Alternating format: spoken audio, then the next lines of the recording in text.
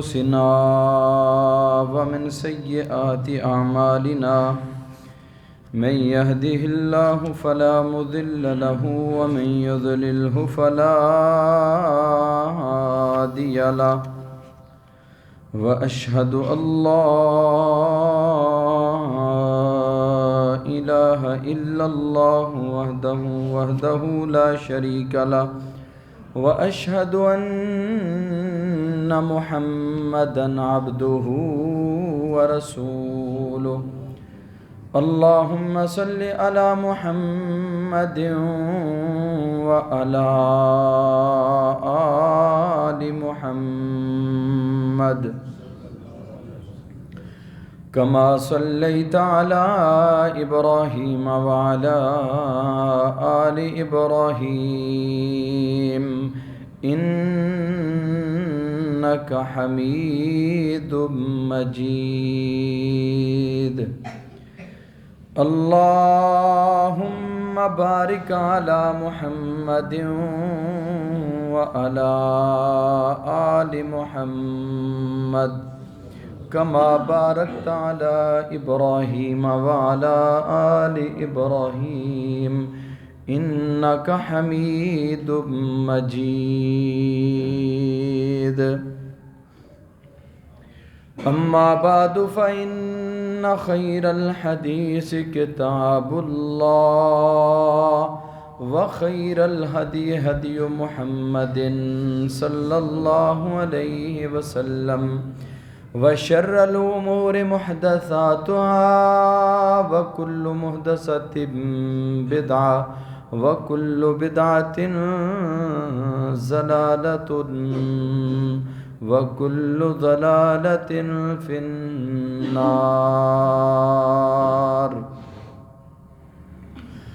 رب اشرح لي صدري ويسر لي أمري واحلل عقدة من لساني يفقهوا قولي رب زدني علما رب زدني علما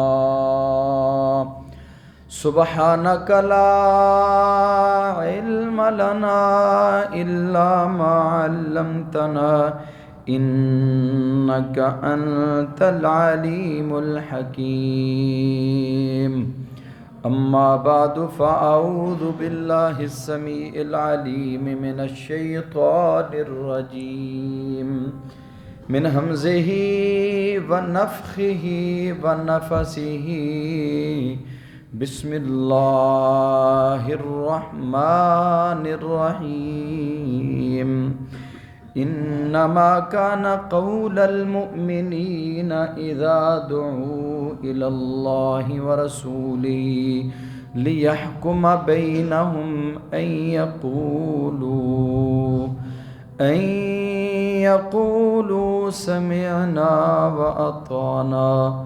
سمعنا وأطعنا وأولئك هم المفلحون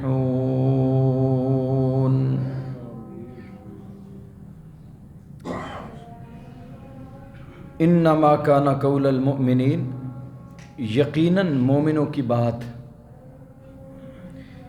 اذا دعوا الی اللہ ورسولہ جب انہیں اللہ اور اس کے رسول کی طرف بلایا جائے ان یقولوا ان کا کہنا یہ ہوتا ہے سمعنا ہم نے سنا وَأَطَعْنَا اور ہم نے مان لیا اطاعت اور فرما برداری کر وَأُولَئِكَ هُمُ الْمُفْلِحُونَ یہ وہ لوگ ہیں جو کامیاب ہوں گے اللہ کے ہاں قیامت کے دن سرخرو ہوں گے۔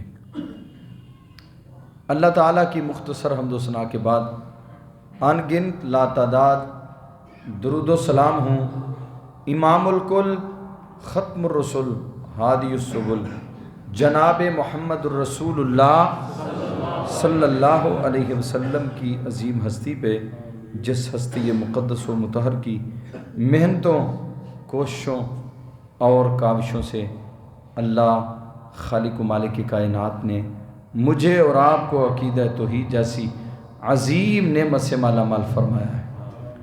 رحمتیں ہوں بخششیں ہوں صحابہ کرام رضوان اللہ علیہم اجمعین کے مدفنوں پر، جن اللہ کے بندوں نے محمد الرسول اللہ صلی اللہ علیہ وسلم کی زبان نبوت سے نکلنے والا ایک ایک کلمہ اس کی آبیاری اپنے خونوں کے نذرانے پیش کر کے کی، اور شریعت محمدیہ پہ عمل کرنے کا ہم تک پہنچانے کا حق ادا کر دیا ہے۔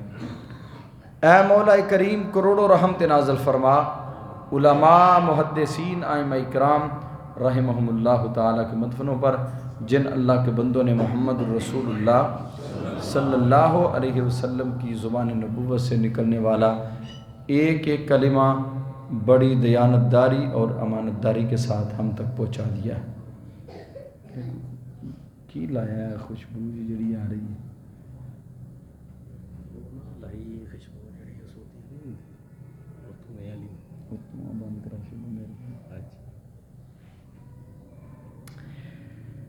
عزیز بھائیوں، بزرگوں اور دوستوں، مومن اسے دو چیزوں کے ساتھ نتھی کیا گیا ہے۔ کتنی چیزوں کے ساتھ؟ دو چیزوں کے ساتھ مومن کو نتھی کر دیا گیا ہے، باندھ دیا گیا ہے۔ وہ دو چیزیں کون سی ہیں؟ ایک قرآن اور دوسرا حدیث رسول۔ ایک اللہ کی اطاعت اور دوسرا نبی مکرم جناب محمد الرسول اللہ صلی اللہ تعالی علیہ وآلہ وسلم کی فرما برداری۔ ان دو چیزوں کے ساتھ مومن کو نتھی کر دیا گیا ہے، مومن بندھا ہوا ہے دو چیزوں کا۔ آج کے خطبہ جمعۃ المبارکہ میں ہم نے تھوڑا سا تقابل کرنا ہے، کمپیریزن کرنا ہے، کن کے ساتھ؟ صحابہ کرام کے ساتھ۔ وہ کیسے اللہ کے دین کے ساتھ نتھی ہوئے مسلمان تھے، ہم بھی مسلمان ہیں، ہم کیسے نتھی ہیں؟ وہ قرآن اور حدیث سنتے تو ان کے اوپر اس کے اثرات کیا مرتب ہوتے، اور ہمارے اوپر کیا اثرات مرتب ہو رہے ہیں، یہ تھوڑا سا آج انشاءاللہ ہم نے تقابل کرنا ہے۔ اللہ تعالیٰ سے دعا ہے اللہ ہمیں عمل کی توفیق عطا فرمائے۔ یقینی بات ہے کہ میری اور آپ کی کامیابی انہی دو چیزوں کے ساتھ وابستہ ہے۔ ایک آدمی صرف قرآن کو مانتا ہے، حدیث کو نہیں مانتا، وہ کامیاب ہو جائے گا؟ نہیں ہوگا۔ کیوں؟ قرآن کریم نے یہ فیصلہ دیا ہے، من یطع الرسول فقد اطاع اللہ۔ جس نے رسول کی اطاعت کی اس نے رسول کی اطاعت نہیں کی۔ کس کی اطاعت کی ہے؟ اس نے اللہ کی اطاعت کی ہے۔ اور رسول کریم صلی اللہ علیہ وسلم اپنی مرضی سے کچھ کہتے؟ جتنا دین ہمیں بتلایا وہ سارے کا سارا دین کس کی مرضی سے آیا؟ اللہ کی مرضی سے۔ جس نے رسول کی اتباع فرما برداری کر لی اس نے حقیقی معنوں میں اللہ کی اطاعت اور فرما برداری کی ہے۔ یعنی اطاعت رسول اللہ کی ہی اطاعت ہے،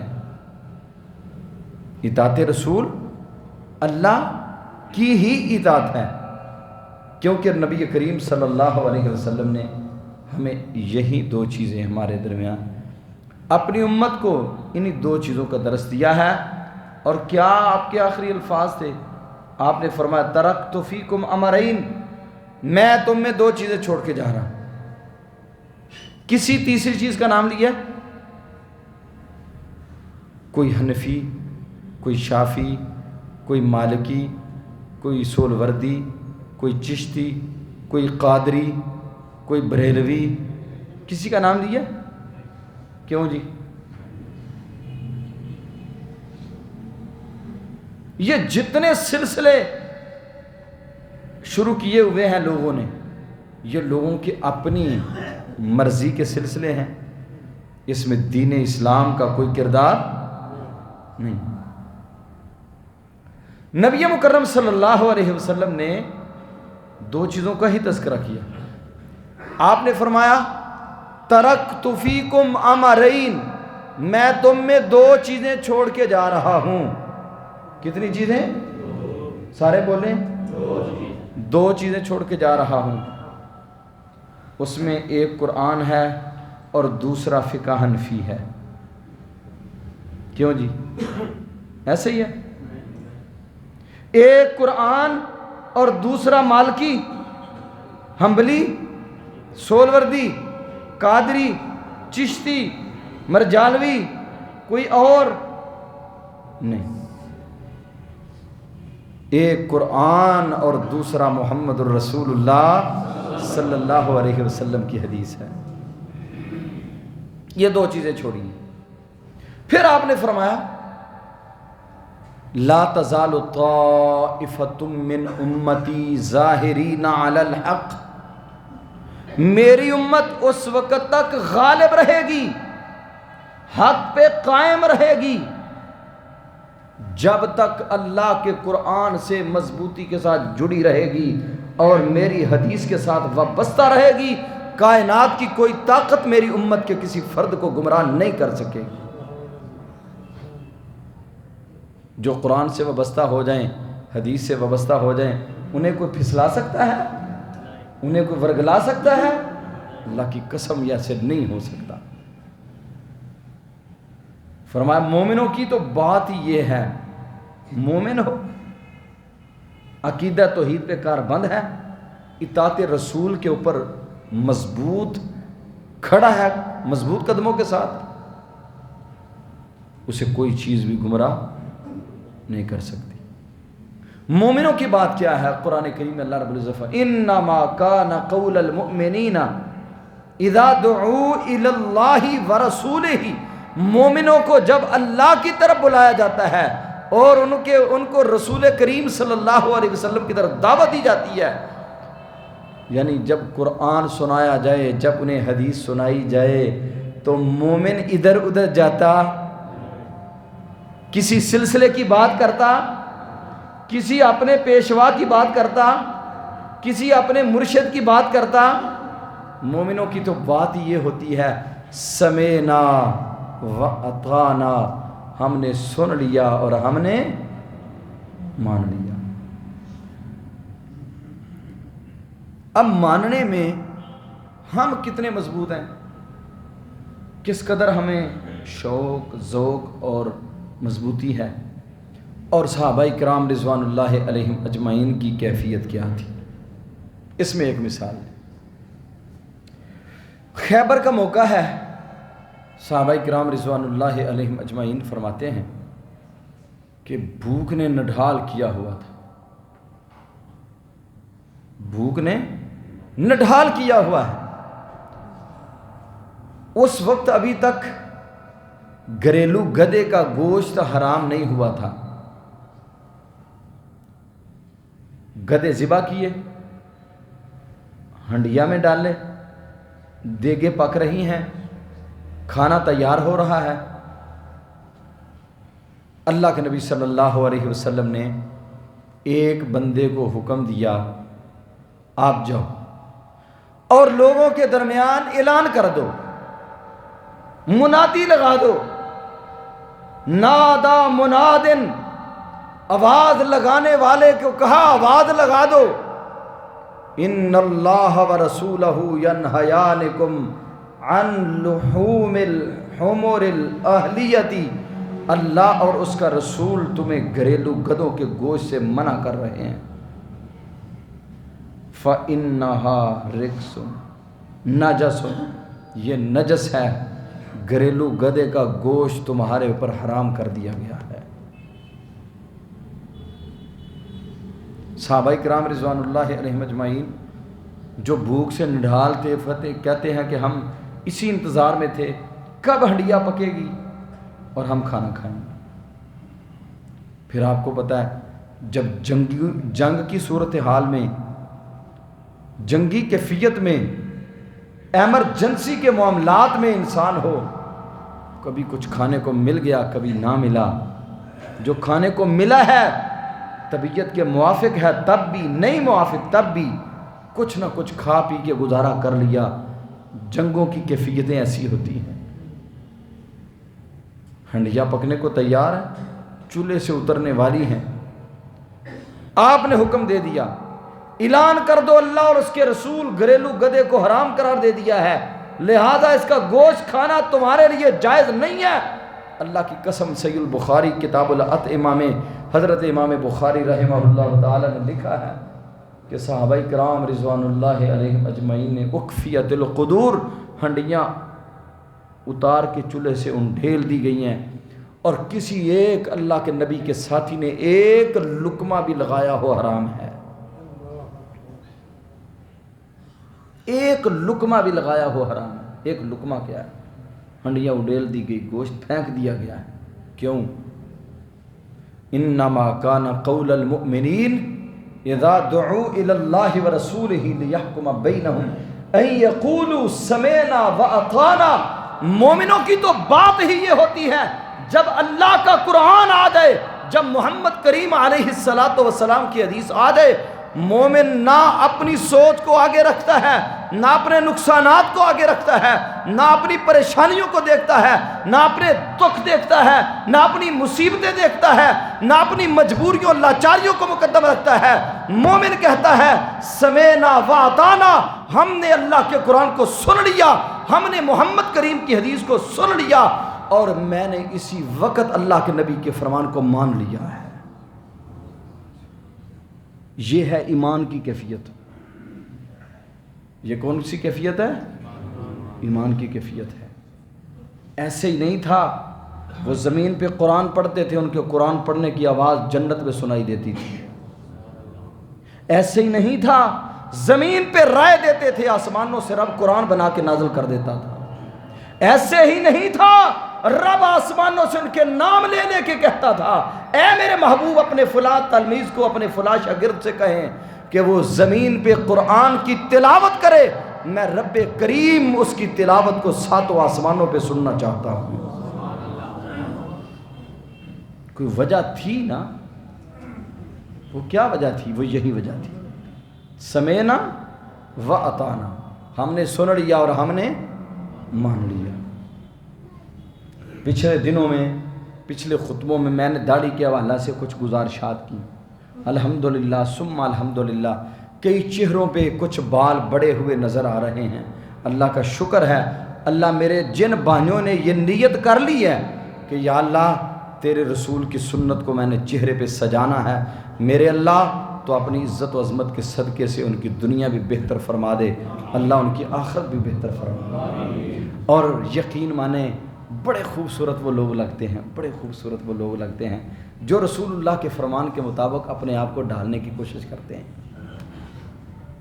ورنہ کئی لوگ ایسے ہیں اپنی مجبوریوں، کیا مجبوری ہے؟ کوئی مجبوری نہیں، کوئی مجبوری نہیں، ایک ذرہ کے برابر بھی مجبوری نہیں داڑھی منڈوانا ہماری۔ صرف ایک فیشن بن چکا ہے، ایک سوچ جو ہے نا وہ منتقل ہو چکی ہے، باہمی ایک دوسرے کو دیکھ کے پر ٹھیک ہے دیکھا دیکھی، کوئی مجبوری نہیں ہے اس میں، کوئی پابندی ہے داڑھی رکھنے پہ؟ دین اسلام نے تو اس کی ترغیب دلائی ہے، اور اس کے بڑے سارے فوائد ہیں جو دین اسلام میں بیان ہوئے ہیں، محمد کریم صلی اللہ علیہ وسلم نے اس کے فوائد کو بیان فرمایا۔ تو اللہ تعالیٰ سے دعا ہے جو میرے بھائی ابھی تک بھی اپنی داڑھیوں کو منڈوا رہے ہیں، اللہ انہیں بھی رسول کریم صلی اللہ علیہ وسلم کی اس پیاری سنت پہ عمل کی توفیق عطا فرما دے۔ سودی کاروبار کرنے والے قرآن بھی سنتے ہیں، حدیث بھی سنتے ہیں، سودی کاروبار چل رہے ہیں۔ پتہ نہیں کتنی مرتبہ علماء سے یہ حدیث سنی، لعن اللہ آکل الربا وموکلہ وشاہدیہ وکاتبہ، ربا حرام ہے، سود حرام ہے، کھانے والا لعنتی ہے، کھلانے والا لعنتی ہے، لکھنے والا لعنتی ہے، گواہی دینے والا لعنتی ہے۔ اپنے معمول پہ سود چل رہا ہے، ادھر کیا تھا ان اللہ ورسولہ ینہیانکم عن لحوم الحمر الاہلیہ، اللہ اور اس کے رسول نے گدھے کے گوشت کو حرام کر دیا ہے۔ صحابہ اکرام نے ہنڈیاں اڈیل دی، کسی ایک آدمی نے بھی لقمہ نہیں لگایا۔ ہمیں بار بار کانوں پہ یہ دستک دی جا رہی ہے، سود حرام ہے، کھائے جا رہے ہیں، رشوت حرام ہے، کھائے جا رہے ہیں، بھائیوں کے حقوق پہ ڈاکے ڈالنا حرام ہے، کھائے جا رہے ہیں، بہنوں کے حق ادا کرو، ہم بہنوں کے حق ادا کرنے سے قاصر نہیں ادا کر رہے۔ بہن یا بھائی رکھ لے یا مال لے لے یا اپنا حق لے لے یا اپنے بھائی لے لے، کیا فیصلہ کرتی ہو؟ اور میرے بھائیوں، میرے عزیزوں، کبھی سوچا تو کریں کہ ہم کہاں کھڑے ہیں اور ہماری کیا کیفیت ہے؟ کیوں رب نے ان کے تذکرے قرآن بنا بنا کے اتارے ہیں؟ کہیں کہا رضی اللہ عنہم ورضوا عنہ، کہیں کہا والسابقون الاولون من المہاجرین والانصار، کہیں کہا اولئک الذین امتحن اللہ قلوبہم للتقوی، کہیں کہا محمد الرسول اللہ والذین معہ اشداء علی الکفار رحماء بینہم۔ کیوں رب نے انہیں اپنا رسول دیا؟ کیوں ان کی موجودگی میں آسمانوں سے جبریل اترتا تھا؟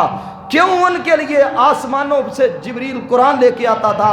ان کی موجودگی میں رب آسمانوں سے اپنے پیغام بھیجتا تھا۔ کیا وجہ ہے اس کی؟ یہی وجہ ہے، ان کی زندگی کا ایک ہی مشغلہ تھا، سمینا واطانا۔ جب اللہ کا قرآن آ گیا، جب محمد کریم کی حدیث آ گئی، اس میں کوئی چونچنا نہیں ہے، کوئی دوسری بات نہیں ہے، کوئی دو رائے نہیں ہے، صرف یہی بات ہے، سمینا واطانا، ہم نے سن لیا ہے اور ہم نے مان لیا ہے۔ جب یہ جذبہ پیدا ہو جائے گا تو پھر اللہ کے فضل و کرم سے ان کے لیے آسمانوں سے نورانی ملائکہ ان کی نصرت کے لیے اترتے تھے یا نہیں اترتے تھے؟ قرآن نے بیان کیا یا نہیں کیا؟ انی ممدکم بالف من الملائکۃ مردفین، اے میرے محبوب اپنے ساتھیوں سے کہہ دیں میں رب آسمانوں سے 1000 فرشتہ اتار رہا ہوں ان کی نصرت و تائید کے لیے۔ 1000 فرشتہ ان کی نصرت و تائید کے لیے رب نے اتارا۔ کیوں؟ من کان للہ کان اللہ لہ، جو اللہ والے بن جاتے ہیں، اللہ کہتے ہیں میں پھر ان کا ہو جاتا ہوں۔ اللہ سے بڑھ کر کوئی با وفا ہو سکتا ہے؟ اللہ کہتا ہے میں اتنا با وفا ہوں، جب میرا بندہ میری طرف آتا ہے، ایک قدم اٹھاتا ہے، چل کے آتا ہے، میں دوڑ کے آتا ہوں، چل کے آتا ہے، میں دوڑ کے آتا ہوں۔ میرے بندے تم میری طرف پلٹ تو صحیح، تم میرے پہ اپنا ناتا میرے ساتھ مضبوط رکھ تو صحیح، میرے ساتھ تیرا تعلق کیا ہے، اس تعلق کو تو پہچان تو صحیح۔ تو اپنے رب کی قدر ہی نہیں کرتا، تو نے اپنے مالک کو پہچانا ہی نہیں ہے۔ تیرا مالک کون ہے؟ جنہوں نے پہچان لیا تھا اپنے رب کی عظمت کو، جنہوں نے جانچ لیا تھا ہمارے رب کی عظمت کیا ہے، ایک اعلان پر اپنے گھر کا سارا ساز و سامان اللہ کے راستے میں لٹا دیتے تھے۔ ایک اعلان، ابو بکر صدیق رضی اللہ تعالیٰ عنہ، ایک اعلان ہوا، اپنے گھر کا جتنا مال تھا لا کے قدموں میں ڈھیر کر دیا اللہ کے لیے۔ پوچھا ماں بقیت لأہلک یا ابا بکر، ابو بکر پیارے گھر والوں کے لیے کیا چھوڑ کے آئے ہو؟ کہا بقیت لہم اللہ ورسولہ، ان کے لیے گھر میں اللہ اور اس کے رسول کی محبت چھوڑ کے آیا ہوں۔ دنیا کا جو کچھ رب کا عطا کیا ہوا تھا سارا کچھ لا کے آپ کے قدموں میں ڈھیر کر دیا۔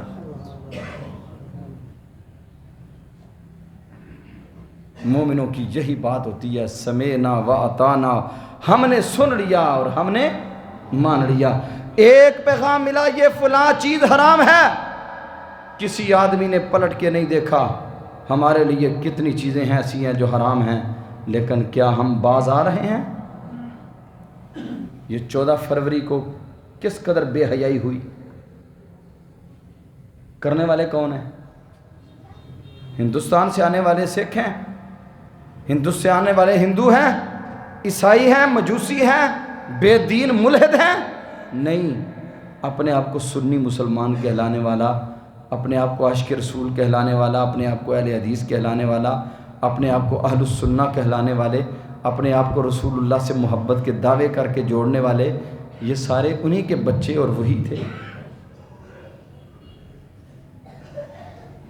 کس قدر بے حیائی ہے۔ غیر مسلموں کے تہوار، ان کے اوپر عمل کون کر رہے ہیں؟ مسلمان. دکھ نہیں، افسوس نہیں، دکھ نہیں ایسے لوگوں پر. دین اسلام کا کیا کردار ہے؟ دین اسلام نے کہا کل للمؤمنین یغضوا من ابصارہم، مومنوں سے کہہ دیں اپنی نگاہوں کو نیچا رکھا کریں. سیدنا عمر رضی اللہ تعالیٰ عنہ کے دور میں ایک لشکر ترتیب دیا گیا. آگے سے یہودیوں نے ایک پلان تیار کیا ہوا تھا کہ نوجوان لڑکیوں کو بناؤ سنگار کروا کے ان کے سامنے پیش کرنا ہے. جب کمانڈر کو پتہ چلا کہ یہودیوں کی یہ سازش ہے اور آج تک مسلمانوں کو یہودیت اور عیسائیت زیر نہیں کر سکی، اگر مسلمانوں کو انہوں نے گرایا ہے تو انہی طریقوں سے ہی گرایا ہے. پوری تاریخ شاہد ہے اس بات پہ. کہنے لگے یہ پلان تیار کیا ہوا ہے. امیر المومنین عمر بن خطاب رضی اللہ تعالیٰ عنہ کے پاس پیغام پہنچا. امیر المومنین نے کمانڈر سے قرآن کریم کی ایک آیت کریمہ کا کہا. وہ آیت کریمہ بھی جو میں نے پہلی آیت پڑھی ہے جس میں یہ ہے سمینا و اطعنا، اسی سورۃ النور کی آیت کریمہ ہے. سورۃ النور کی ایک آیت کریمہ فرمایا انہیں پڑھ کے سنا دو. قل للمؤمنین یغضوا من ابصارہم وَيَحْفَظُوا فُرُوجَهُمْ ذَلِكَ أَزْكَىٰ لَهُمْ إِنَّ اللَّهَ خَبِيرٌ بِمَا يَصْنَعُونَ. کمانڈر سے کہا ہے اس ایک آیت کریمہ کی تلاوت ان کے اوپر کر دو، انہیں قرآن کی اس آیت کریمہ سنا دو. کمانڈر نے اسی آیت کریمہ کو پڑھا ہے قُل لِّلْمُؤْمِنِينَ يَغُضُّوا مِنْ أَبْصَارِهِمْ وَيَحْفَظُوا فُرُوجَهُمْ ذَلِكَ أَزْكَىٰ لَهُمْ إِنَّ اللَّهَ خَبِيرٌ بِمَا يَصْنَعُونَ. یہ ایک آیت کریمہ پڑھا کے سنا کے لشکر کو توڑ دی. چلو بھائی، لشکر نکلا. جب ان لڑکیوں کے پاس سے گزرا، مورخین نے لکھا ہے، علامہ الوسی نے، دیگر مفسرین نے یہ لکھا ہے، ایک بھی اللہ کے نبی کے ساتھی نے ان کی طرف نظر التفات کر کے نہیں دیکھا. التفات کسے کہتے ہیں؟ جھانکنا. جو کچھ انہیں تربیت دی گئی انہوں نے اپنا سارا کچھ کرنے کی کوشش کی، لیکن کسی ایک آدمی نے بھی ان کی طرف التفات نہیں کیا، جھانکا تک نہیں ہے. جب کراس کر گئے، پیچھے کمانڈر پیچھے آ رہا تھا. ایک لڑکی آگے بڑھ کے اس کمانڈر سے کہنے لگی ان کو کیا سنا کے لائے ہو؟ انہیں کیا کھلا کے لائے ہو؟ کیا سنا کے آئے ہو؟ ہماری رعنائیاں، ہمارے حسن، ہمارے جسموں کی خد و خال اور ہماری ہر طرح کی خوبصورتیاں، انہوں نے ہر چیز کو خاک میں ملا دیا ہے اور کسی ایک شخص نے بھی ہماری طرف نگاہ التفات نہیں کی. انہیں کیا سنا کے لائے ہو؟ کمانڈر کہنے لگا تمہیں پتہ ہونا چاہیے یہ رب ذوالجلال والاکرام کی قرآن کی ایک آیت کریمہ سن کے آئے ہیں. صرف کاش میرے نوجوان بیٹے کو، میرے نوجوان بھائی کو یہ آیت کریمہ سمجھ آ جائے کہ میرے اللہ کا مجھ سے مطالبہ کیا ہے اور میں کیا کر رہا ہوں، کہاں کھڑا ہوں. پھول پیش کیے جا رہے ہیں کس لیے؟ اور جس کی بیٹی کو پھول پیش کر رہے ہو، کوئی آپ کی بیٹی کو بھی کل کو پیش کرے گا، کوئی آپ کی بہن کو بھی پیش کرے گا. بے حیاؤ، حیا کرو، شرم کرو. اگر لوگوں کی بیٹیوں کی طرف دیکھتے ہو تو تمہاری بیٹیوں کو کوئی نہ دیکھے گا. لوگوں کی بہنوں کی طرف نگاہ التفات کرتے ہو، تمہاری بہنیں محفوظ رہیں گی؟ کبھی نہیں ایسے ہو سکتا. آپ لوگوں کی بیٹیوں کے آنگن نوچیں اور آپ کی بیٹیوں اور آپ کی بہنوں کے آنگن محفوظ رہے، یہ نہیں ہو سکتا. محمد الرسول اللہ صلی اللہ علیہ وسلم کے پاس ایک آدمی آیا، آ کر کہنے لگا محبوب مجھے زنا کی بڑی عادت ہے، مسلمان ہونا چاہتا ہوں لیکن زانی رہنا چاہتا ہوں. میرے محبوب نے پاس بلا لیا. صحابہ کرام کو غصہ آیا. ایک آدمی آگے بڑا غصے کے ساتھ اس نے کیسی بات کی ہے رسول اللہ صلی اللہ علیہ وسلم کی؟ بات بھی بڑی دکھ والی تھی، پریشان کرنے والی تھی، ہلا دینے والی بات تھی، لیکن اس رسول ہاشمی کی عظمت پہ قربان جاؤں، اس طبیبوں کے طبیب کی حکمت و دانائی کی وسعتوں پہ قربان جاؤں، میرے محبوب نے ذرہ برابر بھی غصہ نہیں کیا، پاس بلا لیا، فرمایا اودنو منی، میرے قریب ہو جاؤ، اسے قریب کیا، قریب کر کے آپ نے فرمایا اتحبہ لامک، او بھائی اپنی ماں کے لیے پسند کرتے ہو؟ آپ کی ماں سے کوئی بدکاری کرے آپ اسے پسند کرتے ہو؟ لا واللہ یا رسول اللہ، اللہ کے رسول یہ کیسے ہو سکتا ہے، میں تو غیرت سے مر جاؤں گا، یہ اپنی ماں کے لیے ایک لفظ بھی گوارا نہیں کرتا۔ فرمایا جس کے لیے تو سوچ رہا ہے وہ بھی تو کسی کی ماں ہے، والناس لا یحبون لامہاتہم، لوگ بھی اپنی ماں کے لیے یہ برداشت کرتے نہیں ہیں۔ پھر آپ نے فرمایا تحبہ لاختک، کیا تم اپنی بہن کے لیے پسند کرتے ہو کہ آپ کی بہن کسی کے ساتھ غلط تعلقات رکھے؟ کہا یا رسول اللہ میں تو مر جاؤں گا، مٹ جاؤں گا، لیکن ایسی کبھی کوئی چیز گوارا نہیں کروں گا۔ فرمایا والناس لا یحبون لاخواتہم، لوگ بھی اپنی بہنوں کے لیے یہ پسند کرتے نہیں ہیں۔ پھر کہا اتحبہ لخالتک، اپنی خالہ کے لیے پسند کرتے ہو؟ اتحبہ لعمتک، اپنی پھپھو کے لیے پسند کرتے ہو؟ کہا نہیں کرتا۔ محبوب فرمانے لگے والناس لا یحبون لذالک، لوگ بھی اپنی پھپھو کے لیے، اپنی خالہ کے لیے، اپنی دیگر بہنوں، ماؤں، بیٹیوں کے لیے یہ چیزیں پسند نہیں کرتے۔ امام احمد بن حنبل رحمۃ اللہ علیہ نے مسند احمد میں روایت نقل کی ہے، یہ ساتھی رونے لگ گیا، رو رو کے اللہ کے رسول صلی اللہ علیہ وسلم سے معذرت کی، معذرت کرنے کے بعد کہتا ہے یا رسول اللہ میرے لیے دعا فرمائیں، میرے لیے دعا فرمائیں۔ میرے محبوب نے دامن رحمت اٹھایا، اللہم حسن فرجہ وطہر قلبہ، اے میرے اللہ اس نوجوان کو اپنی شرمگاہ کی حفاظت کی توفیق عطا فرما دے، اللہ اس کے دل کو ایسی گندگیوں سے پاک فرما دے۔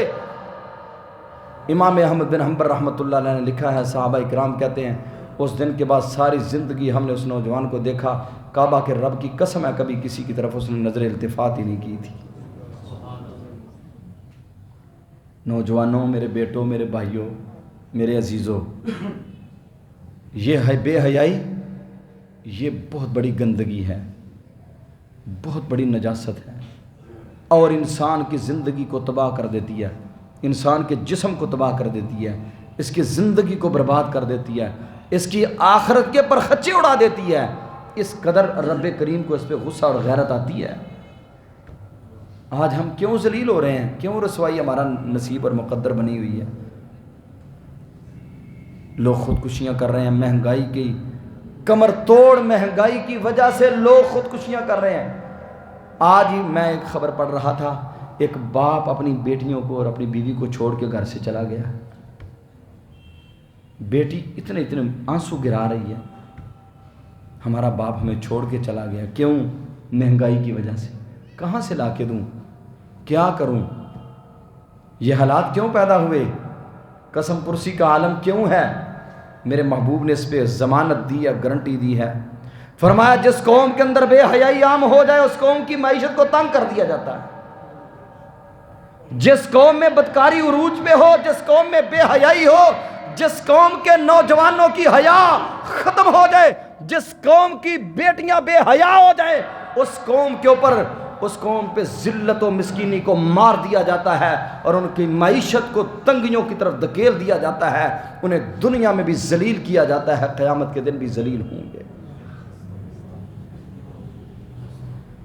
ایک قرآن کریم کی آیت کریمہ سنی ہے، ایک آیت کریمہ کیا کہا، سمینا واطانا، ہم نے قرآن کی آیت سن لی ہے، ہم نے اطاعت کر لی ہے، کسی ایک آدمی نے بھی ان کی طرف نگاہ نہیں اٹھائی۔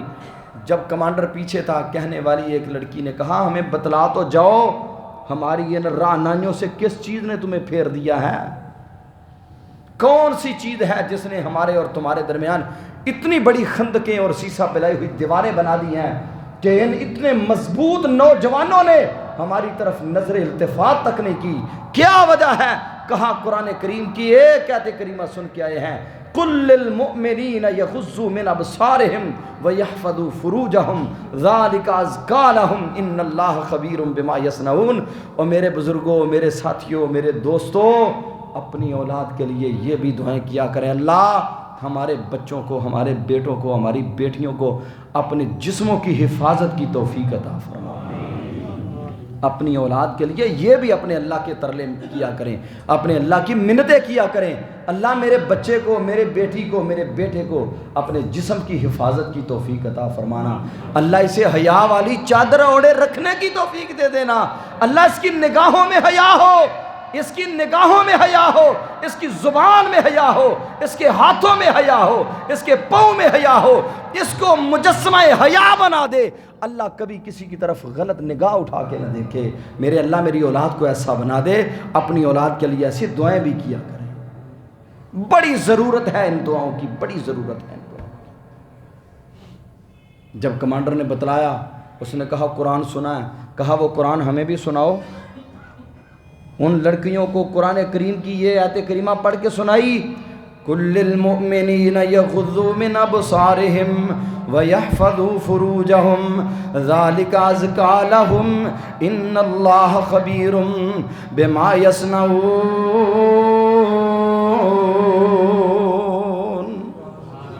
قرآن کریم کی ایک آیت کریمہ پڑھی ہے، ساری کی ساری عورتیں مسلمان ہو کے دائرہ اسلام میں داخل ہو چکی ہیں.